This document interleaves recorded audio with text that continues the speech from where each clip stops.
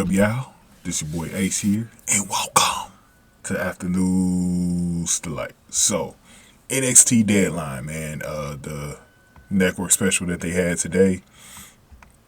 Formerly, these used to be pay-per-views or whatever, but they call them network specials now. But Deadline was very, very interesting tonight because we had the big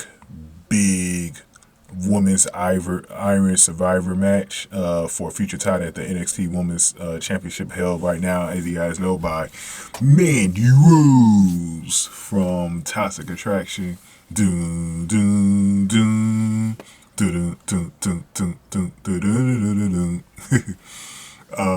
But yeah, so whoever wins this match will have that opportunity.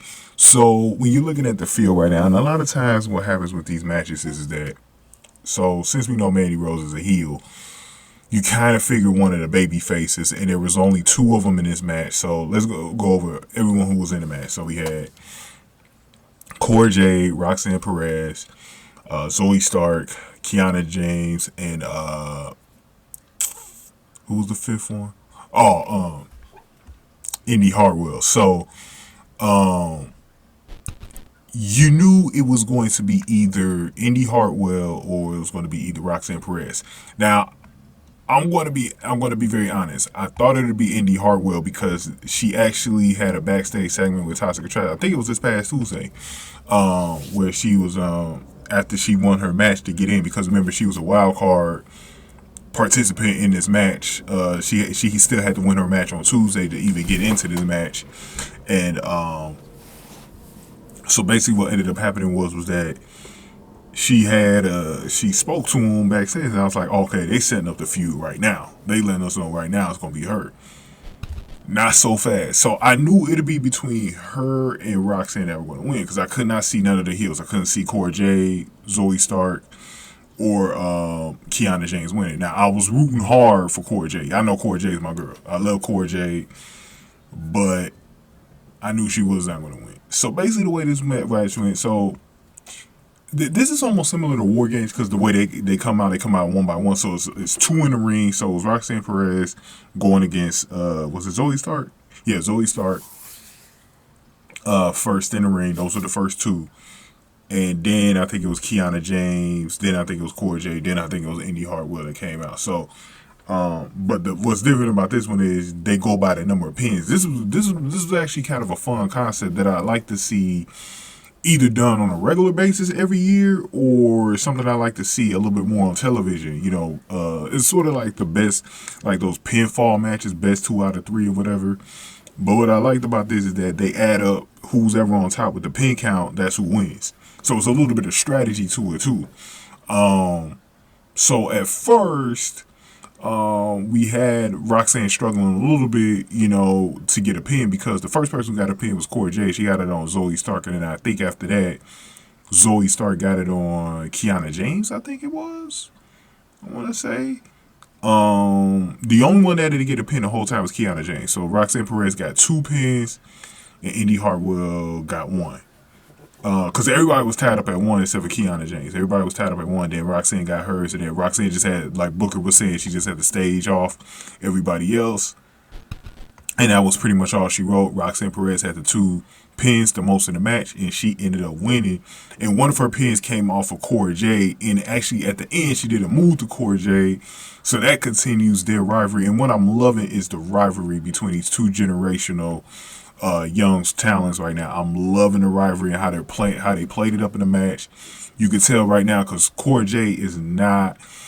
This is the second time she's lost to her in one of these specials, second time in a row. So she's kind of like, she's falling behind right now on Roxanne Perez. So Roxanne Perez has been pretty much one-upping her when it really matters the most right now. So we'll see if they start to change that. What I can see a scenario. So I think they're going to have this match either at New Year's Evil next month, because there's going to be another. It's not a network special, but it's going to be on the regular USA NXT episode January the 10th. We'll see if Roxanne gets her chance then, or it's going to be on the next network special. There's supposed to be a network special that's on the road in Charlotte on February the 4th. So we're going to see if it's going to be one of those 2 days when Roxanne Perez gets her shot. This will be awesome if Roxanne Perez can win. I think that's the only thing that she's missing at this point is the title. And what a way to beat Mandy Rose. Now, a lot of this depends to me on when Mandy Rose is supposed to leave NXT, which I believe will be after Stand and Deliver at WrestleMania weekend. I believe the draft is supposed to be after WrestleMania, so there's no doubt about it. Mandy Rose is coming up whenever that draft comes. So she's going to drop the title either to Roxanne Perez before that. Maybe Roxanne Perez gets two shots. Maybe she gets another shot at Stand and Deliver if they want Mandy to keep the title through her last, like one of her last shows that she's going to work for NXT. So we'll see how they do that.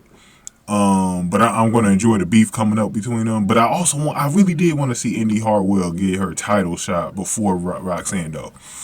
Just because I was looking forward to the feud that she was potentially going to have against Mandy Rose. But I like the fact that they're pushing Roxanne Perez this early. But what I was going to say was I think Cora Jade could ruin Roxanne's title shot. I think she's going to get some type of revenge against Roxanne because the way she looked really jealous of her. Like, she looked really, like, frustrated at she's been losing and stuff like that. And you heard Booker T, because he trained her, he was gushing all over her. It was a great moment. I can't wait to hear from you, Roxanne Perez fans, how you feel about this one. But go in ahead and get this video a like, man. Hit the like button for me. Share the video. Subscribe to the channel, especially if you're new in the zoo. Any comments I got, definitely put them below. And if you want to donate to the channel, hit the super thanks button below. I much appreciate you guys. It's basically on the screen here. It's basically the heart symbol with the $ inside of it below the video. I got it on the screen right now how you can donate there.